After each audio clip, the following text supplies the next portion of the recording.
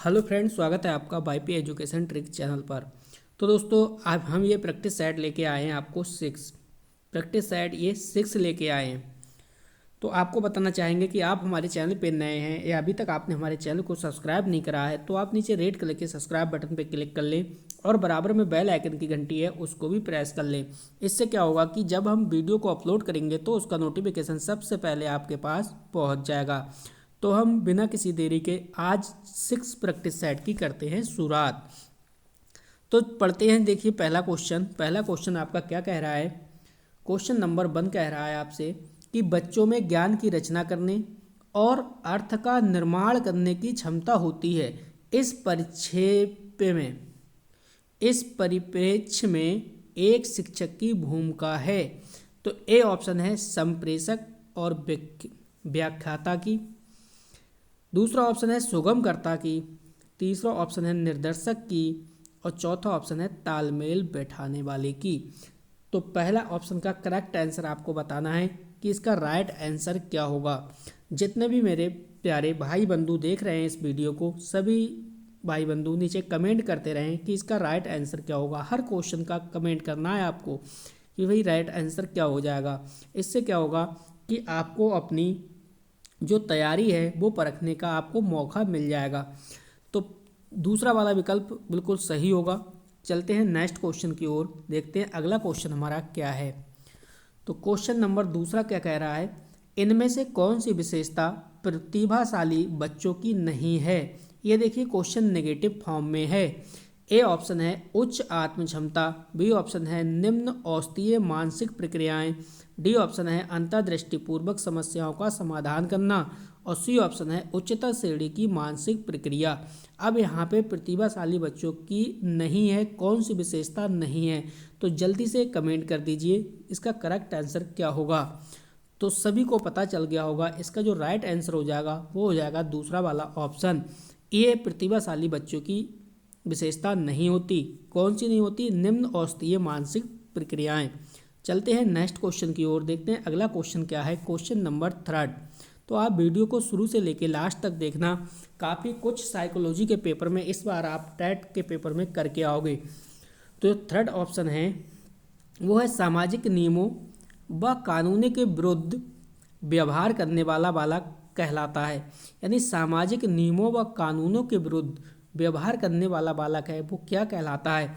A option है पिछड़ा बालक, बी ऑप्शन है मंद बुद्धि बालक, सी ऑप्शन है जड़ बुद्धि बालक और डी ऑप्शन है बाल अपराधी। तो जल्दी से कमेंट करके छापिए इसका करेक्ट आंसर क्या होगा कि सामाजिक नियमों व कानूनों के विरुद्ध व्यवहार करने वाला जो बालक है वो क्या कहलाएगा। तो इसका हम राइट आंसर हो जाएगा, वो हो जाएगा बाल अपराधी। ठीक है। अगर आपको टेट में 30 में से 30 नंबर लाने हैं तो मेरे साथ आप साइकोलॉजी की तैयारी कर लीजिए। लगभग 15 दिन का समय है अभी भी आपके पास। ठीक है, तो मेरे साथ आप लग के तैयारी कर लीजिए 15 दिन। साइकोलॉजी में गारंटी लेता हूँ 30 में से 30 मार्क्स आपके 100% आएंगे। तो 15 दिन आप पढ़ के देख लीजिए मुझसे। ठीक है, 15 दिन मेरे चैनल के साथ मेरे साथ आप अच्छे से प्रिपरेशन करके देखिए साइकोलॉजी की। एक शिक्षक को कक्षा में कार्य करना चाहिए। एक शिक्षक को कक्षा में कार्य करना चाहिए। ए ऑप्शन है प्रगतिशील भूमिका में, बी ऑप्शन है प्रभुत्ववादी भूमिका में और सी ऑप्शन है प्रजातांत्रिक भूमिका में और डी ऑप्शन है प्रभावशाली भूमिका में। तो चौथे ऑप्शन का करेक्ट आंसर आपको बताना है कि इसका राइट आंसर क्या होगा। अगर हम इसके राइट आंसर की बात करें जो थर्ड वाला ऑप्शन है बिल्कुल सही हो जाएगा, प्रजातांत्रिक भूमिका में। चलते हैं नेक्स्ट क्वेश्चन की ओर। Question number 5। क्वेश्चन नंबर 5 कह रहा है कि अधिगम का सबसे उपयुक्त कार्य है। अधिगम का सबसे उपयुक्त कार्य है वो कौन सा है।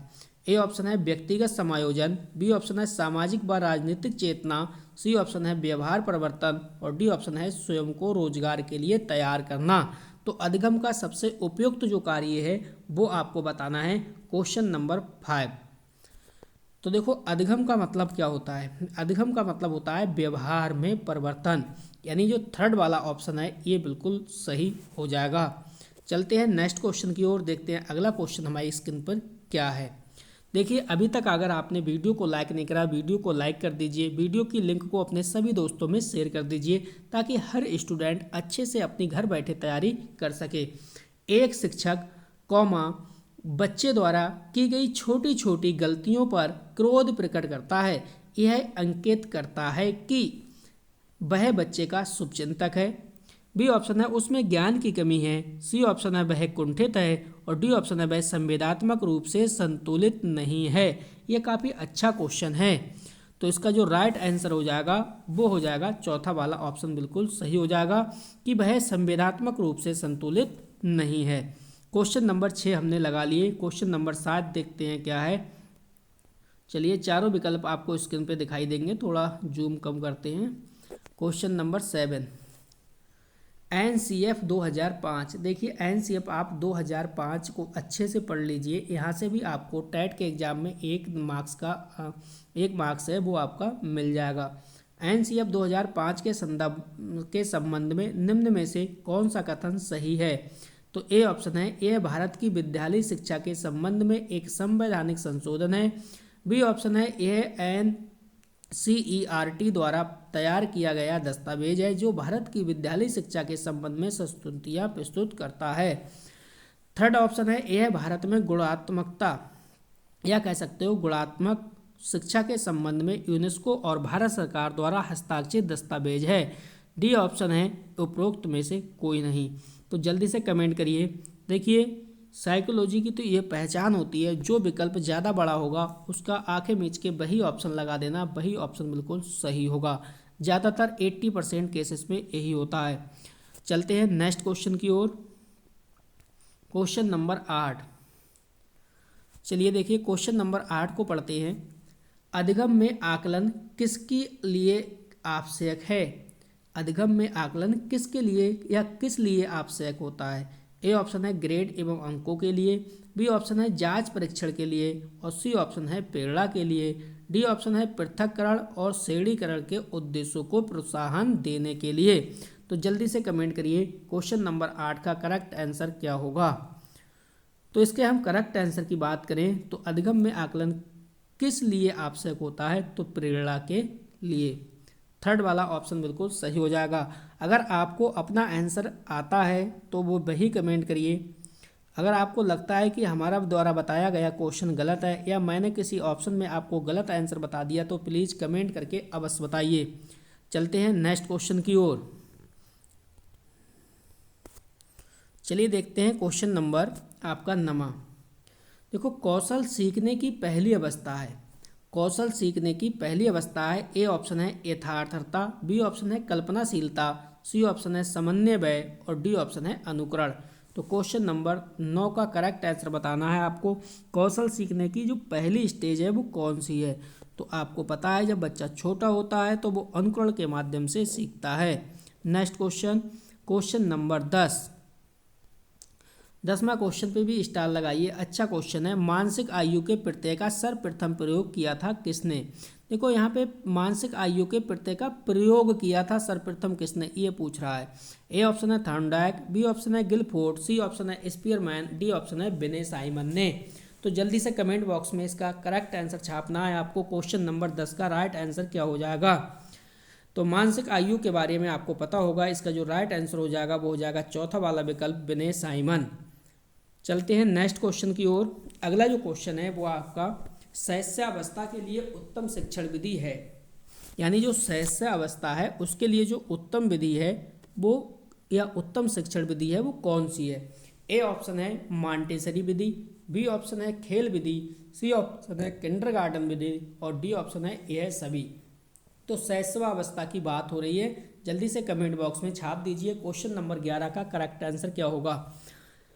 तो अगर हम इसके राइट आंसर की बात करें तो चौथा वाला विकल्प बिल्कुल सही हो जाएगा। यानी शैशवावस्था के लिए उत्तम शिक्षण विधि है वो मॉन्टेसरी विधि, खेल विधि, किंडरगार्टन, यह सभी हैं। चलते हैं नेक्स्ट क्वेश्चन की ओर। Question number 12। क्वेश्चन नंबर 12 को आप समझिए। देखिए रिक्त स्थान है, प्रेरणाएं, अनुभूतियों के संतुष्टिकरण की अवस्थाओं तक पहुँचने और व्यक्तिगत लक्ष्यों को प्राप्त करने की आवश्यकता को संबोधित करती है। ए ऑप्शन है प्रभावी।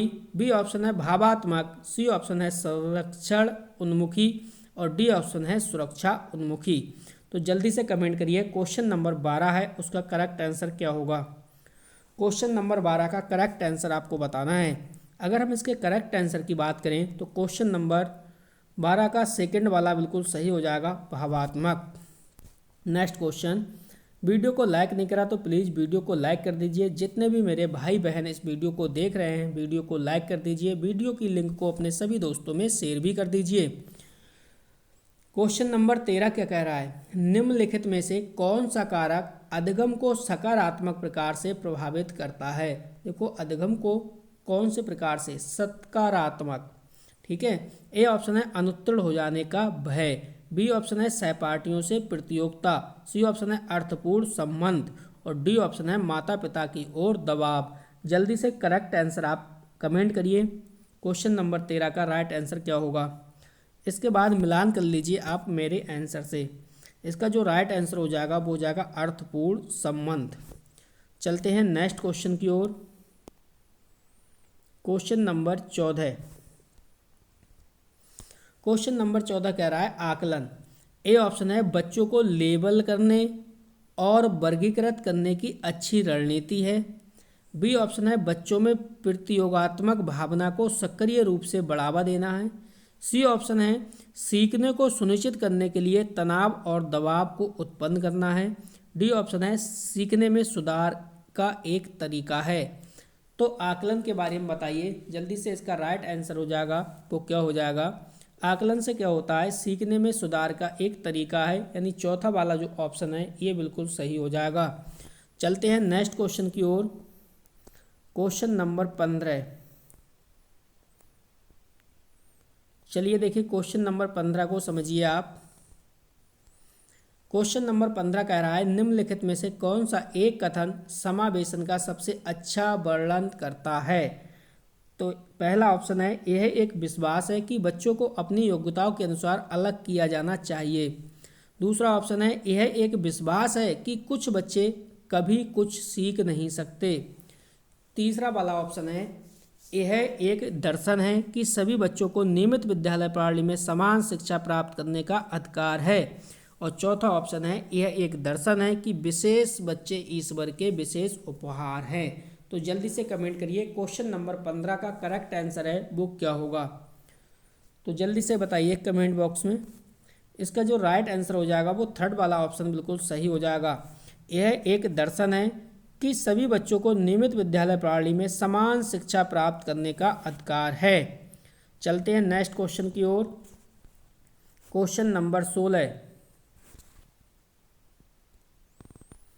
समझिए वंचित वर्ग की पृष्ठभूमि के बच्चों को शिक्षा प्रदान करने के लिए शिक्षक को चाहिए कि उन्हें बहुत सा लिखित कार्य दें, बी ऑप्शन है उनके विषय में अधिक जानकारी जुटाने का प्रयास करें और उन्हें कक्षा में होने वाली चर्चा में शामिल करें, थर्ड ऑप्शन है उन्हें कक्षा में अलग बिठाएं। तो अलग तो आपको कभी बिठाना ही नहीं है। नेक्स्ट चौथा वाला विकल्प है उन पर ध्यान ना दें क्योंकि वे दूसरे विद्यार्थियों के साथ अंतःक्रिया नहीं कर सकते, तो उन पर ध्यान ना दें, ये भी रॉन्ग हो जाएगा। अब आपके दो विकल्प बचे 16 में। तो देखो जो पहला है उन्हें बहुत सा लिखित कार्य दें, तो ऐसा भी आप नहीं कर सकते। ठीक है, तो उनके विषय में अधिक जानकारी जुटाने का प्रयास करें और उन्हें कक्षा में होने वाली चर्चा में शामिल करें। इसका मतलब जो दूसरा वाला विकल्प है ये बिल्कुल सही है। चलते हैं नेक्स्ट क्वेश्चन की ओर। देखिए क्वेश्चन नंबर 17, निम्न में से कौन सी सामाजिक रूप से वंचित की समस्या नहीं है। तो ए ऑप्शन है सीखने के लिए प्रेरणा का अभाव, बी ऑप्शन है सृजनशीलता को पोषित होने के अवसर नहीं मिलना। देखिए यहाँ पे क्वेश्चन नेगेटिव फॉर्म में है। ठीक है, कैसा आपको ढूंढना है, नेगेटिव वाला, नहीं वाला।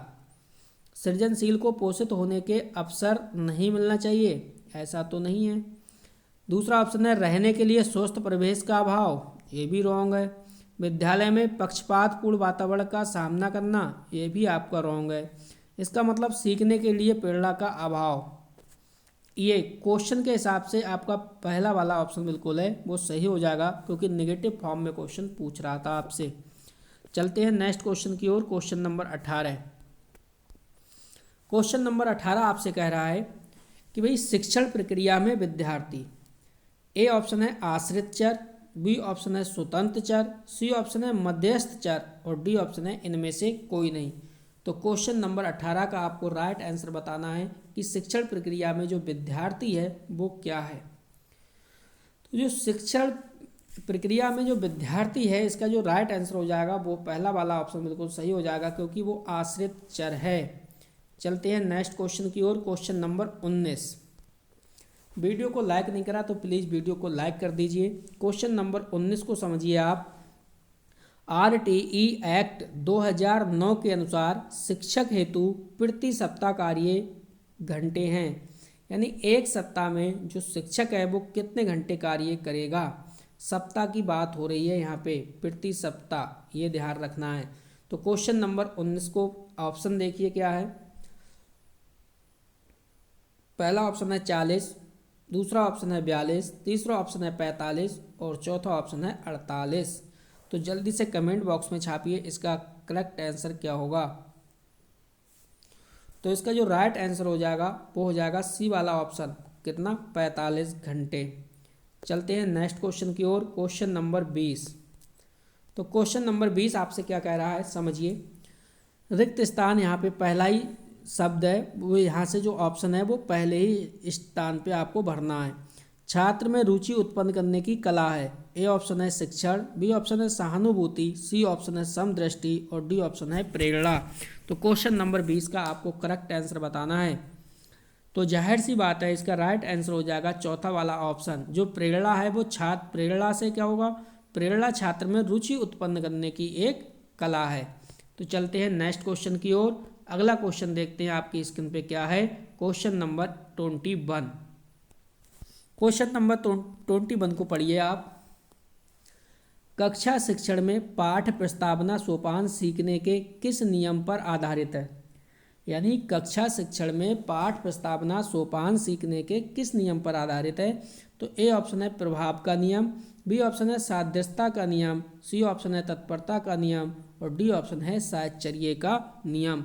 तो क्वेश्चन नंबर 21 का करेक्ट आंसर आपको बताना है कि इसका राइट आंसर क्या हो जाएगा। अगर हम इसके राइट आंसर की बात करें, आप कमेंट करिए इसका राइट आंसर क्या होगा। अगर हम इसके राइट आंसर की बात करें तो थर्ड वाला ऑप्शन है तत्परता का नियम, ये बिल्कुल सही है। चलते हैं आगे की ओर। क्वेश्चन नंबर 22 देख लीजिए आप। संप्रत्यय निर्माण का प्रथम सोपान है, यानी संप्रत्यय निर्माण का प्रथम जो सोपान है वो कौन सा है। ए ऑप्शन है सामान्यीकरण, बी ऑप्शन है विभेदीकरण, सी ऑप्शन है प्रत्यक्षीकरण, डी ऑप्शन है पृथक्करण। तो जल्दी से कमेंट बॉक्स में छाप दीजिए इसका करेक्ट आंसर क्या होगा।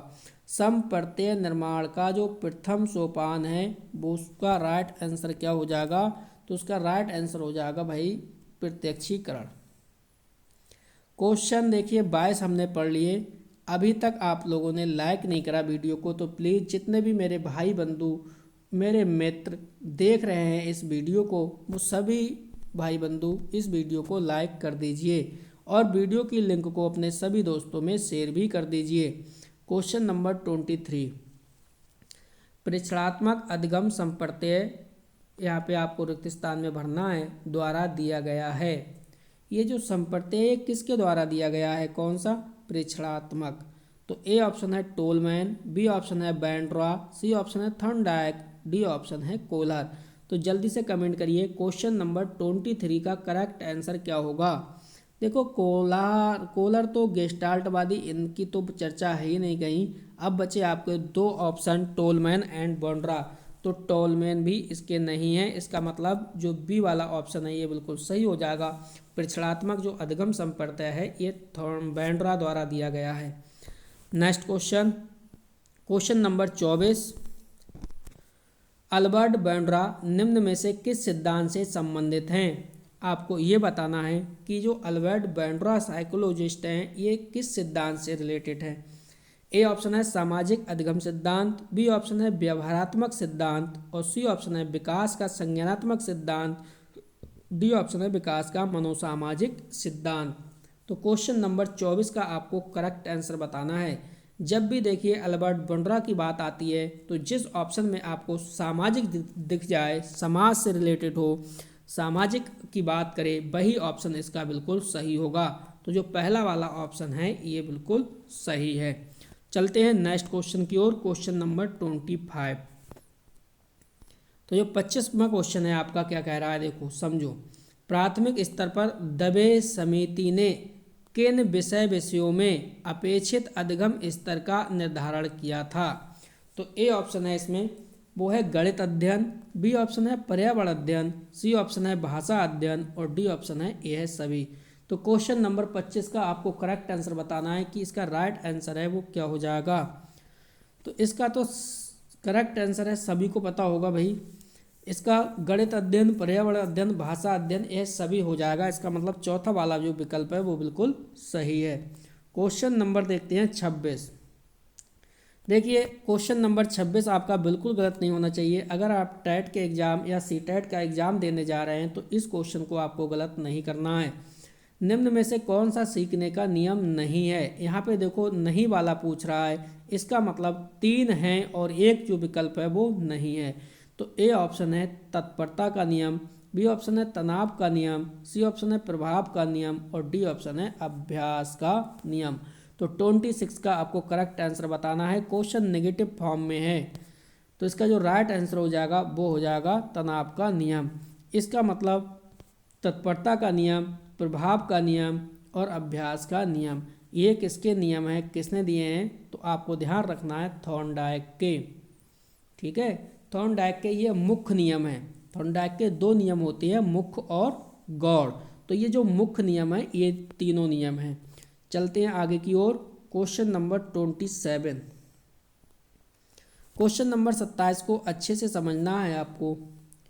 बच्चों के बारे में निम्नलिखित कथनों में से कौन से सही है? ए ऑप्शन है बच्चे जानकारी के निष्क्रिय प्राप्त करता है, बी ऑप्शन है बच्चे समस्या समाधान करता है, सी ऑप्शन है बच्चे वैज्ञानिक शोध करता है, डी ऑप्शन है बच्चे पर्यावरण के सक्रिय अन्वेषक है। तो देखो जो पहला ऑप्शन दिया है इसमें दिया है विकल्प है वो सेकेंड, थर्ड और फोर्थ वाला, और जो दूसरा है उसमें फर्स्ट, सेकेंड, थर्ड और फोर्थ चारों हैं। जो थर्ड वाला ऑप्शन है इसमें फर्स्ट, सेकेंड और थर्ड है, और जो चौथा वाला है उसमें फर्स्ट, सेकेंड और फोर्थ है। तो जल्दी से कमेंट बॉक्स में छाप दीजिए इसका करेक्ट आंसर है वो क्या होगा। तो जल्दी से छाप दीजिए। अब देखो यहाँ पे एक बात समझ लो आप, बच्चे जानकारी के निष्क्रिय प्राप्त करता है, ऐसा तो कभी हो नहीं सकता। बच्चे समस्या समाधान करता है, बिल्कुल सही बात है। बच्चे वैज्ञानिक शोध करता है, बिल्कुल सही है। बच्चे पर्यावरण के सक्रिय अन्वेषक हैं, ये भी सही है। इसका मतलब इसका जो पहला वाला ऑप्शन है ये बिल्कुल सही हो जाएगा।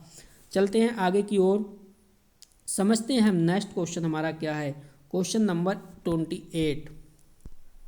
तो समझिए, देखिए विद्यार्थियों ने संप्रत्यात्मक विकास को प्रोत्साहन देने के लिए निम्नलिखित में से कौन सी विधि सबसे प्रभावी है? देखो क्वेश्चन को आप अच्छे से समझिए। कह रहा है विद्यार्थियों में संप्रत्यात्मक विकास को प्रोत्साहित देने के लिए निम्नलिखित में से कौन सी विधि सबसे प्रभावी है? तो ए ऑप्शन है इसमें, यदि करने के लिए कहकर विद्यार्थियों के गलत विचारों को सही विचारों में बदलना, बी ऑप्शन है विद्यार्थियों को बहुत से उदाहरण देना और उन्हें तर्क शक्ति का उपयोग करने के लिए प्रोत्साहित करना। तो देखिए 28 क्वेश्चन पढ़ रहे हो और ये ऑप्शन को आप सेकंड वाले को फिर से पढ़ लीजिए ध्यान से। विद्यार्थियों को बहुत से उदाहरण देना और उन्हें तर्क शक्ति का उपयोग करने के लिए प्रोत्साहित करना, ये विकल्प काफ़ी हद तक बिल्कुल सही है। जो तीसरा वाला है इसे भी समझते हैं। जब तक विद्यार्थियों में वांछित समस्यात्मक परिवर्तन ना हो जाए तब तक दंड का उपयोग तो हमें करना नहीं था। पुराने प्रत्ययों से किसी संदर्भ के बिना नए प्रत्ययों को अपने आप समझ जाना चाहिए, ये भी नहीं होगा। इसका मतलब ये इसका जो राइट आंसर हो जाएगा वो सेकंड वाला विकल्प बिल्कुल सही हो जाएगा। चलते हैं नेक्स्ट क्वेश्चन की ओर, क्वेश्चन नंबर 29 क्वेश्चन को समझिए आप। क्वेश्चन क्या कह रहा है, कोई शिक्षिका अपने विद्यार्थियों को अध्ययन करने हेतु आंतरिक रूप से उत्प्रेरित करने के लिए कैसे प्रोत्साहित कर सकती है? ए ऑप्शन है प्रतियोगात्मक परीक्षण से, बी ऑप्शन है व्यक्तिगत लक्ष्य निर्धारित करने और उनमें निपुणता पाने में उन्हें मदद देकर। बी ऑप्शन है साफ साफ दिखाई पड़ने वाले इनाम देकर, जैसे टॉफी। चौथा ऑप्शन है उनमें चिंता और डर पैदा करना। तो समझिए आप, देखो प्रतियोगिता, पहला ऑप्शन है प्रतियोगात्मक परीक्षण से।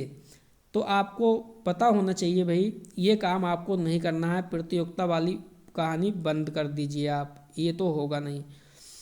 इसके बाद है थर्ड वाला, देखिए साफ दिखाई पड़ने वाले इनाम को देकर, तो इनाम भी आपको नहीं देना है। नेक्स्ट है उनमें चिंता और डर पैदा करके, ऐसा भी आपको नहीं करना है। तो दूसरा वाला जो ऑप्शन है व्यक्तिगत लक्ष्य निर्धारित करने और उनमें निपुणता पाने में उन्हें मदद देकर, ये दूसरा वाला बिल्कुल सही हो जाएगा। तो चलते हैं नेक्स्ट क्वेश्चन की ओर। आज की वीडियो का ये लास्ट क्वेश्चन है। तो देखिए मेरे चैनल पे आपको साइकोलॉजी की अच्छे से तैयारी कराई जा रही है। साइकोलॉजी के जो प्रैक्टिस सेट हैं ये चलते हैं रात 8 बजे और चलते हैं 9 बजे। ठीक है, 8 और 9 बजे मैं साइकोलॉजी की आपको प्रैक्टिस सेट के माध्यम से तैयारी करा रहा हूँ। और इसके साथ साथ में अगर आपको थ्योरी वाली क्लास पढ़नी है साइकोलॉजी की, तो आप प्ले लिस्ट पर जाइए और उस प्ले लिस्ट पर टॉप साइकोलॉजी की जो प्ले लिस्ट है वहाँ से खोल लीजिए और एक एक पार्ट को वहाँ से साइकोलॉजी को पढ़ते रहिए। क्योंकि जिस स्टूडेंट के साइकोलॉजी में समझो 30 में से 30 या 30 में से 29 नंबर आएंगे, तो समझो उसका टैट या सी टैट कोई भी नहीं रोक सकता क्वालिफाई करने से। नहीं तो देखो होता क्या है, अक्सर साइकोलॉजी में बच्चों के 7 से लेके 11 तक नंबर आते हैं।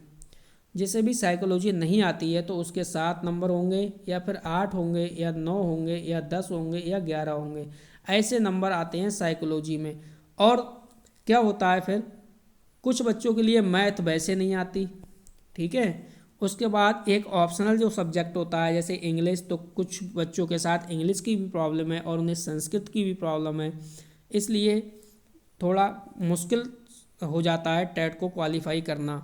तो इसलिए मैं आपको एक सलाह और दूंगा, देखिए 1 मिनट का समय लूँगा आपका।